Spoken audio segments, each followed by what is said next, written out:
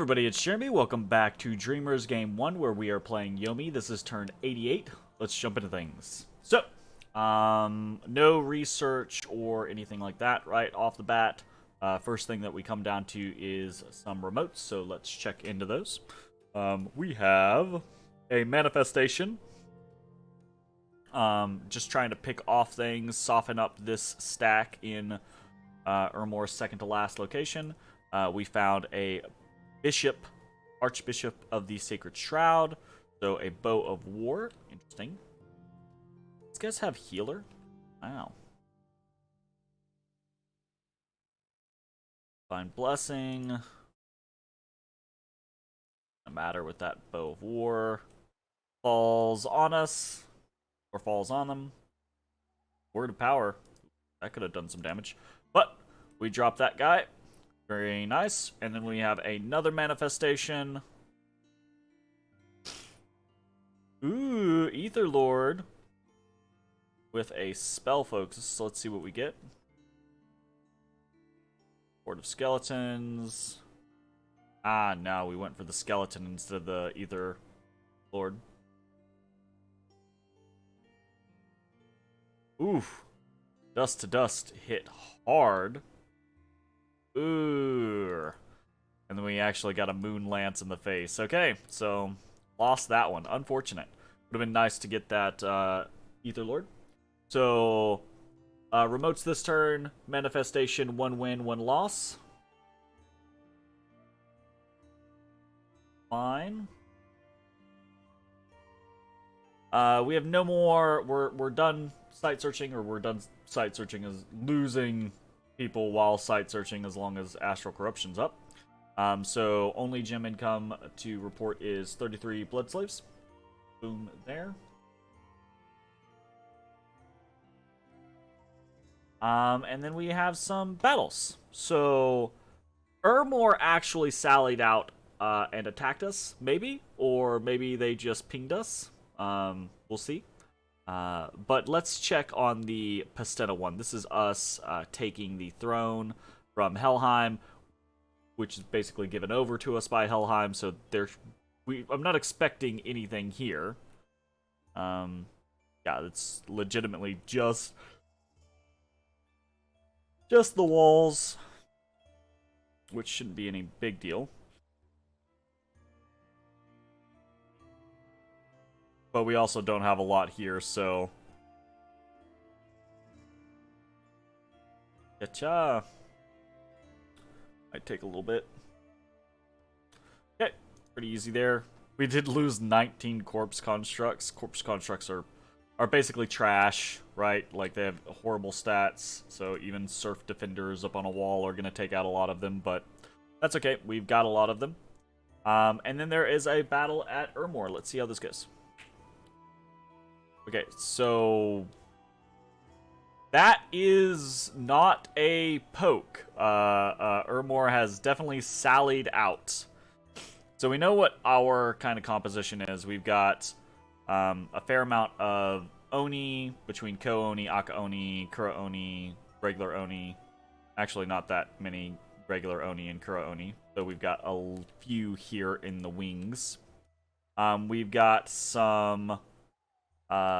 sprites. We've got some water trolls and earth trolls. We've got some moose riders, etc., etc. We have several Dione here. We have a couple of I think we have like a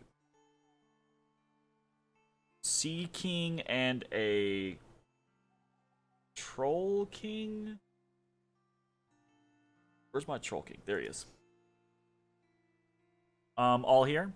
We have 2 Fairy Queens. We're putting up things like Army of Lead. We should have a Vampire here as well. We've got some Liches. We're putting up things like Life After Death, Army of Lead, Mass Regeneration, Mass Flight, those types of things. So, should be okay. What do we have from Ermor? Ermor has a bunch of corpse constructs. Has what looks like several white mages, some ether warriors, and some equites. Actually, not as much here. Maybe this isn't the entire force. What looks strange to me is that there are very few mages here, compared to what I would think. Like, so for example, when we took the last couple locations, there were like 20 plus mages in each of those. So I'm going to be very surprised if this is everything in that was in Ermor. Because if it was, then Ermor definitely should have brought during this war. Ermor should have brought their mages together into like one, maybe not one massive mage corps, but at least like 2 or 3. Because if this is all that remains, then that is going to be unfortunate. So let's we're going to focus on Ermor to try to kind of see what they throw up.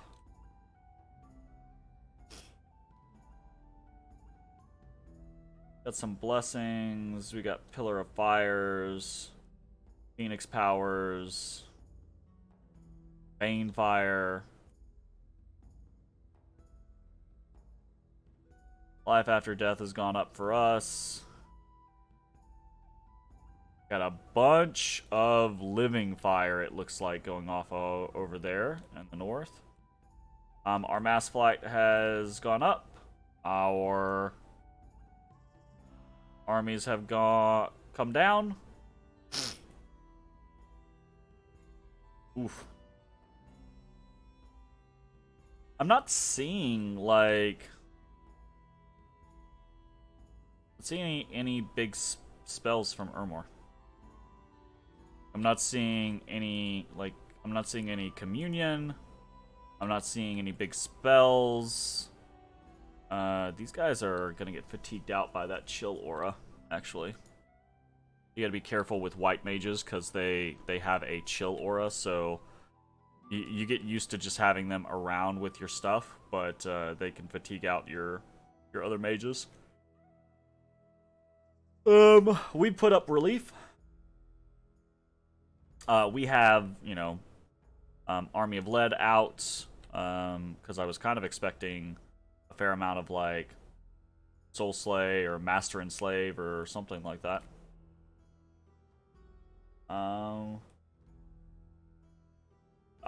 are done shooting, so they're flying in now.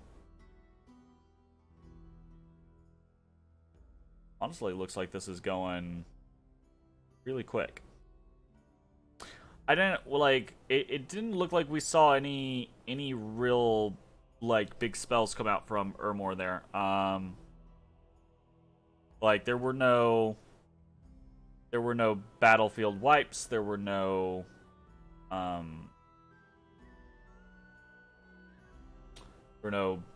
mass protections or army of lead or gold. There wasn't much of anything going on there. So I am curious as to what was up with that. Bottle of Living Water, Crown of Despair, Skull of Fire, nabbed from the battle, and that was total wipe. We lost 41 Co-Onis, 3 Sea Trolls, 4 regular Trolls, 1 Troll Guard. So relatively modest losses there. The vast majority of their losses were corpse constructs or undead, various undead, right? Things they actually lost: 18 Ether Warriors, okay? 8 Equites, 7 White Mages, that's actually a big loss. A couple Flamens. Really kinda... So I don't know if this is everything that was inside. I assume it was everything that was inside, because if you're gonna break out, if you're gonna attack, I'm assuming you're gonna attack with like 1 or 2 things, right? To like cheese me. Or you're gonna attack with everything, right? So if this was everything, I'm kind of surprised that this was everything.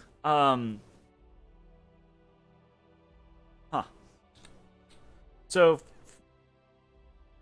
in Zox and in Jankeep both, I want to say there were like 20-ish. Maybe not in Zox, I can't remember. That was a couple turns ago. But I know in Jankeep there were a lot of mages, right? It just feels weird that maybe, I mean, we hit Ermor with a lot of manifestations over the turns, but I don't think we hit him with that many, or were successful against enough augurs for that. We probably killed maybe 6 or 7 augurs in the last couple turns, right? In the last, I don't know, like 5 turns in their capital, but I feel like that's not been enough to, I don't know. This is surprising to me that we've kind of like picked apart Ermor. Never once did they really. I guess in Silverwall was the one time when they had like a massive army, but also a whole lot of mages, right? So it's, I don't know. It's kind of surprising. I feel like those white mages, for example, right? Like they were shotgunning things out there. Let's watch this real quick, right? Like they were, if they had been supported by more mage cores, right? Like we see some stuff fire off. What do we see going on? Got fire darts. We've got horde of skeletons coming out. We've got nether darts from him. We've got a bunch of the living fire. This guy starts throwing out that.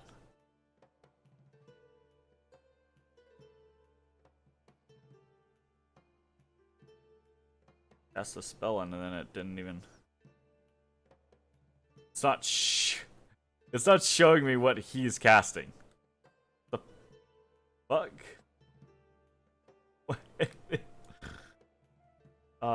Isn't it? What's the? There's a.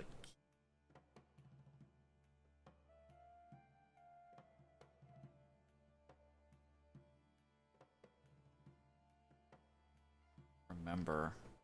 Oh, well, he's dead. There's a key to, like, hover over something and then, like...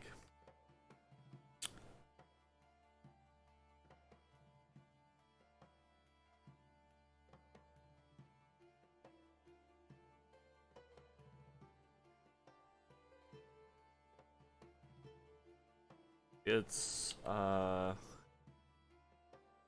thought there was a key that you could hover over a unit, press the key, and then it would call up there, but their overview for the battle, but I can't remember what it is.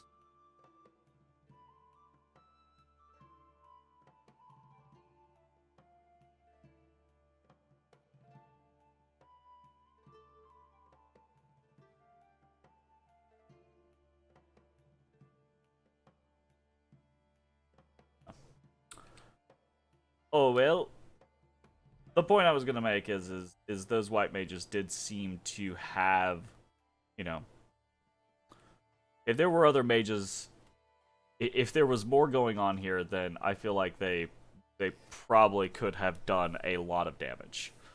But is what it is. That is a victory for us. It's just puzzling, right? Like, this whole war with Ermor is just kind of puzzling. I feel like Ermor could have kicked my ass. Should have kicked my ass, right? With the ability to wish, right?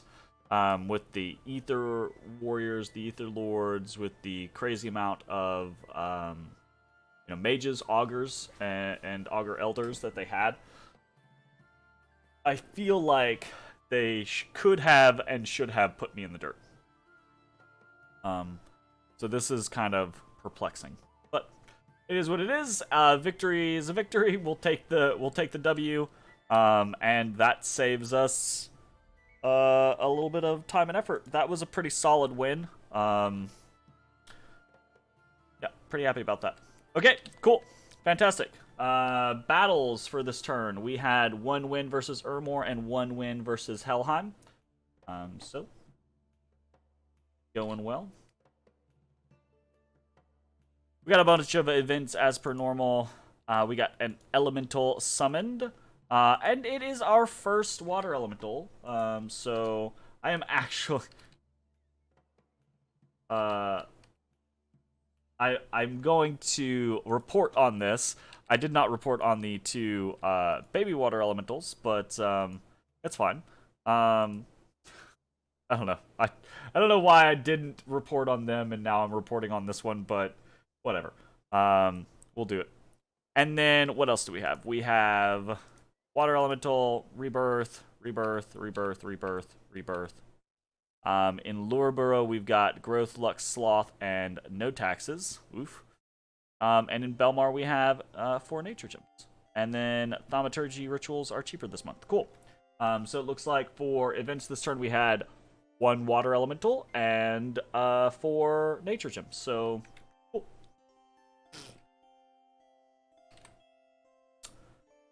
All right. What do we got going on this turn? Most of this movement is just moving Oni around. That is something that we haven't been doing much in the last few turns. We're consolidating in Pistena. We're moving forces back and forth between, the below, into White Forest. We have set up a second little blood hunting province in Moliton. Yes, I know that these are not going to be good results, but I am loath to actually put blood hunting on provinces that could give me good results right now because our income is shit because of the 3 Armageddons. So we're going to basically take advantage of the rebirth mod, I say. With the rebirth mod and blood, you can kind of like eternally blood hunt in locations, and it's not as efficient as blood hunting in a prime location, but it does still work. So for now, we're not going to worry about it. Blood is not one of those things that I'm overly concerned about taking myself into the late game. But if we can continue, right, we're up to 5, 6, 7 vampires at this point. We can continue that, get up to like 20, 25 vampires or something like that. Then, 15, 20 turns from now, if we need them, that can turn into something real, right? Anyways, that's some stuff that we're doing right there. Everything else is mostly just... I say mostly just... one of the things we are doing, right, is we are moving units into... No, that's not this turn. We're continuing to just move around to shuffle Ko-Oni back and forth. So, for example, we have stuff in Cormark, sending an Onishugo there. We have stuff in Hinnom, sending an Onishugo there. We have stuff in Mareni, sending an Onishugo there, just to pick things up and move things around. So, speaking of picking things up and moving things around, we're sending a Dione into Dershid to pick stuff up. Pick up some stray units, pick up some stray units. And the goal is going to be... this turn we're going to storm castle with basically everything, except for a small force to hold the siege, just in case that there is more here. Next turn we will probably be moving the rest of this army down south, while this picks up stragglers here. And then we'll join in Lureborough and head to God's Tomb Mountains. We are moving and patrolling around, etc., etc. And honestly, like, there's not really a whole lot of exciting things. We are storming the castle this turn, with all of the same tricks that we had going on previously. We're not really changing anything. But if that was everything that Ermor has, I mean, this should be kind of a whatever situation, and that'll be that. Nothing has changed in our situation with Helheim. They still want us to leave off on these lands. I think that's changing maybe next turn or the turn after. It's rapidly approaching that situation, so we're trying to get ready for that scenario. And that's about it. Let's talk about things that we are doing this turn for rituals. Rituals, we have 1 Curse of Blood, because we have enough blood slaves to do that. We're doing 8 corpse constructions this turn, but only because we're moving one of our corpse construction producers into Pastena. So we're doing 8 instead of 9. We are making we're doing 2 Revive Kings this turn and 2 Manifestations. So the manifestations are continuing to target God's Tomb, just trying to pick off what we can. The kings are here in Black Harbor, and then over here in Shambolic. And they're intended specifically for the corpse constructs in Black Harbor and the corpse constructs in Marini. Just need some decent-ish leadership to kind of shove them around. Probably what we're going to do is we're probably going to take the corpse constructs from Black Harbor. Like I said, if we next turn, probably move this army down here, probably move this army over to Barm, right? So this will be, the corpse constructs will be a consolidating force. We've been producing them for a really long time. Let's actually get to you, right? And part of the idea behind that is that these Ether Warriors do not have any inherent resistances or anything like that. So a front line of corpse constructs is likely to get butchered, excepting that we can throw something like Army of Let Up, and then at this point, they're actually relatively well protected. Then you do something like Overcharge, and that can kind of fuck up a front line of relatively elite units because they stun the hell out of themselves, basically. So, not to say that the corpse constructs are going to do a lot of damage to them, but they can survive well enough or be cannon fodder that we don't care about losing. So there's that. So that's kind of the next couple turns, kind of like play-by-play look. So nothing crazy big happening there.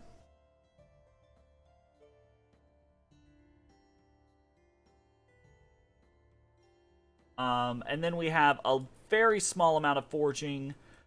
We are forging some endless bags of wine over here in Ancient Woods. You might be like, why are you forging endless bags of wine? Because here in Ermor, we actually have quite a few units that are not demons, right? Demons don't have to worry about food. They are gluttonous, right? But where is it? Yeah, they need not eat. So they do eat, but they can't starve to death, basically. But trolls and fairy queens and things like that can starve to death, right? Well, not starve to death, but they can starve. So trying to just help facilitate that situation or help avoid that situation. I don't really want to lose the shamans, but endless bags of wine are relatively cheap, and if we lose one or two, it's probably okay. I would rather lose a shaman here or there to produce some bags of wine rather than getting diseased on the wrong person or on units that are a little rough. I guess technically, I think diseased regenerative units just healed that back, I think, every turn, but I don't remember. It's an idle situation. It's just something that I'm doing. Not a big deal. And then the only other thing we're producing is a flask of holy water. We're probably going to be doing this for the rest of forever, maybe? This is just to throw flasks of holy water onto our Onishugos. My assumption is in the very near future, we're going to have to start making way more use of our Onishugos as actual combat mages. So that's going to be a big part of why we are producing that. Something like a flask of holy water, and then honestly, they don't really even need more than that. Just like a flask of holy water and send them off to, go do Horde of Skeleton spam, and they'll be relatively effective raiders. Not great, but relatively effective, right? So that is that. All over the place with my statements today. Sorry. Last little thing that we are doing this turn is in our capital, we have our new golem over here that we summoned this turn, and we're just immediately empowering him, right? So empowerment emug +1 earth. And the whole point there is to have a golem summoner, right? So this guy is going to be able to turn around and start summoning more golems. We'll have him empowered in earth, and basically every 3 turns or so he can summon a golem, And then those golems we can look to empower in other things, right? Earth is one of those ones that we have very easy access to, right? But we have plenty of water gems. We have a decent air income. Same for death. Same for nature, right? We can get away with, empowering a golem in nature. It's gonna suck, but we can get away with it, right? And then we have this situation where we can actually forge or do ritual castings of the things that we need to do without a big concern of, oh man, we're gonna get got by these horrors. It's going to be less than we would want to do consistently, and it's going to take a long time, but it's something basically that I learned in Tetragrammaton. We would prefer things not go that long, but we will be laying the groundwork to have those things happen if we need to, right? And that's pretty much it for this turn. Honestly, this is relatively a quick turn. Because Ermor pulled the trigger on attacking us in their capital rather than us attacking next turn, there was a little bit of excitement, but that also means that the next couple turns are probably going to be relatively unexciting unless some crazy shit happens. So we'll see how that goes. Anyways, that's going to be it for the turn. Thanks for watching. We'll see you next time. Bye-bye, everybody. Hey, everybody. Thanks for watching. If you enjoyed the video, consider leaving a like, commenting, or subscribing. It really helps me out. If you'd like to see me live, head over to my Twitch at twitch.tv/thedistanthorizon.